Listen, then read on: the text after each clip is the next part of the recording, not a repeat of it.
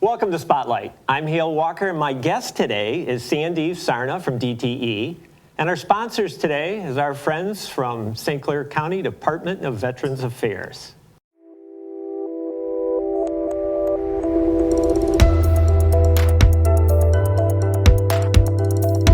Sandeev, thanks very much for being with us today. And good morning, and thank you for having us here too. You know, every time all of our viewers drive around town, we will see DTE trucks, but we take it for granted, and we give very little thought to the services that we get from DTE because it's not an emergency. But you certainly have had your hands full lately. What's going on with DTE? Absolutely, it's been a exciting year. But I will say, you know, there's quite a bit of good things happening. I think many of us saw and experienced the winter ice storm, which was an unprecedented event. You know, the weather patterns are really changing, and what used to be once abnormal events are now becoming more frequent. But I'll tell you, you know, there's a lot of really good things happening. We're making some significant investments to improve reliability and also prepare the grid for some future growth. Electric vehicles are starting to really take on popularity, and so we're making sure that we're prepared to serve customers as they make those purchases. So a couple things that I maybe can just touch upon. Please do.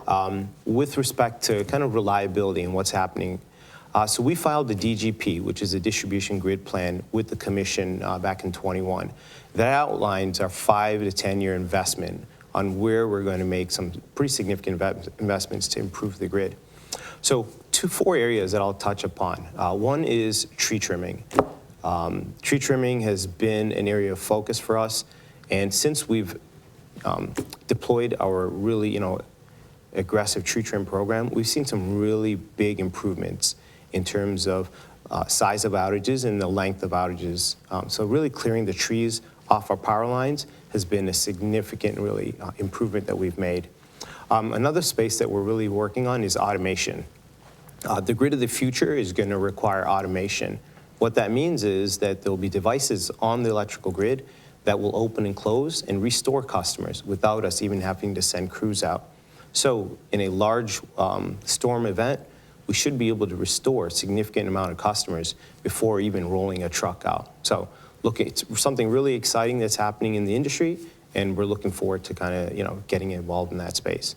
Okay, thank you. So for a lot of our viewers, when they're having conversations and there's a shortage of power, the question is, why are we not doing everything underground? Is DTE seeing more of that when there's a new subdivision? Are they preferring to use underground, or is it just too expensive? No, so absolutely. So cost is definitely a factor when we evaluate system upgrades or conversions. New construction primarily is underground. And then in the older, areas, the older subdivisions, we still have overhead services.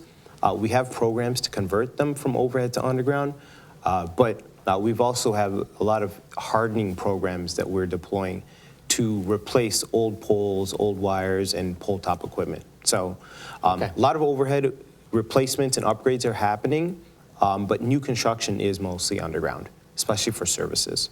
Okay, and then in the area of tree trimming.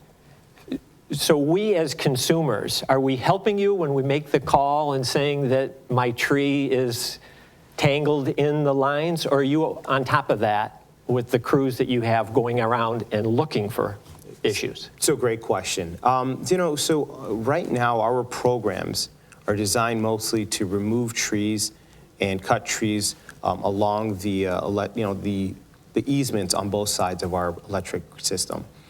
Services are usually the responsibility of the customer. However, if there's an unsafe situation, we do ask that customers call us, which allows our teams to come and evaluate the situation and then either remove the tree or make other recommendations for how to get it done safely.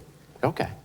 And then some of the automation. Can you touch again for a detailed explanation of the service that will shut off in a storm situation that you referred to that will automate that process? How is that going to work? Yeah, sure. So today we've got fuses all across our overhead system. And when something interferes with the line, a fuse is designed to open up, kind of like a breaker in a home.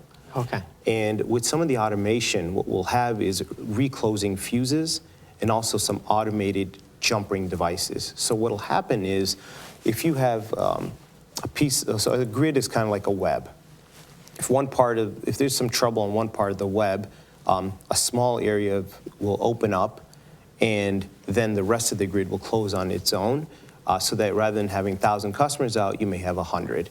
So these automated devices will open and close to clear a hazard, keep our public safe, but then also then restore once it's been detected where the problem is.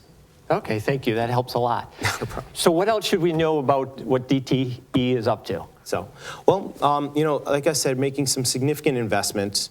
You know, we're doing quite a bit of work in the environmental space. Our goal is to completely, you know, go away from coal by 2035.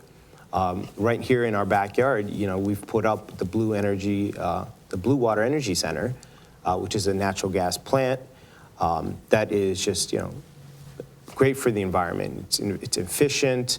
It employs, you know, a significant number of people. Blue water is going to be converted here in the near future. Again, another great environmental play. And it's the right thing to do. You know, reducing our carbon footprint is something that's been a big area of focus. And I think it's the right thing that we'll do. And I think the customers here will appreciate that. Sandeev, thanks so much for being with us today. It really helps, especially after the big storm and the attention on DTE. Absolutely. Thank you for having us, and look forward to speaking to you again. Thank you.